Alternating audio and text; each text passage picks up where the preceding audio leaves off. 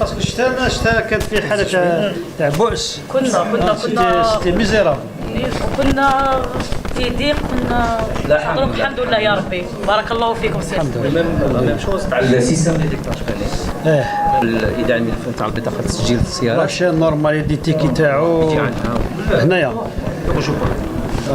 تحفظوا حافظوا عليه. سي لي موان تاعكم هذا بشاشه استقبال تاع المواطن. نعم والأهم يجب ان نؤنسنا العلاقه تاعنا مع المواطن. يكون هيومانيزي لا ريلاسيون مع لو سيتويان تاعنا. حنا وفرنا لكم الظروف، وفرنا الظروف للمواطن. نعم اللي هو يجي وحنا في خدمته. نعم حنا المصلحه تاع خدمه عموميه، تحسين ظروف الاداء والاستقبال تاع المواطنين والارتقاء بالمرفق الى مستوى التطلعات. رانا في 2024 لازم ان شاء الله نكونوا في مستوى الثقه تاع المواطن فينا والخدمات العموميه. يعني المواطن يجيكم يوميا، ومن واجبنا احنا نستقبلوه ببشاشه، ومن حقه علينا اننا نحققوا له الخدمه العموميه في ايسر الظروف وفي باسرع الطرق وفي اريحيه وفي جو انساني، ونستقبلوه. ماذا بين نحطوا حتى في الصيف نحطوا فريجيدير ولا بومبا تاع الماء نحطوا. بيان سور.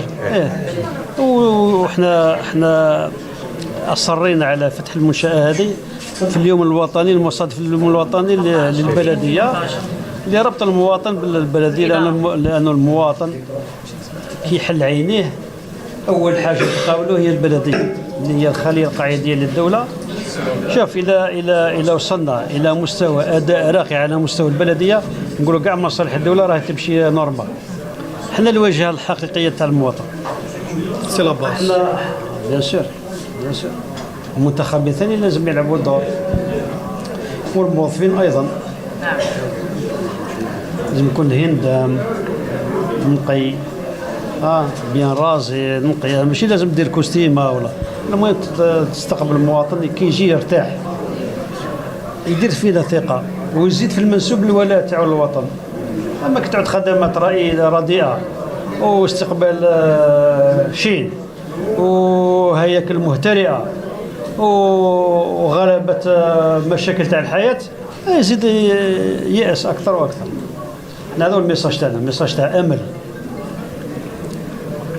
لازم يسترجع الثقه تاع المواطن وتمتين هذيك العلاقه معه.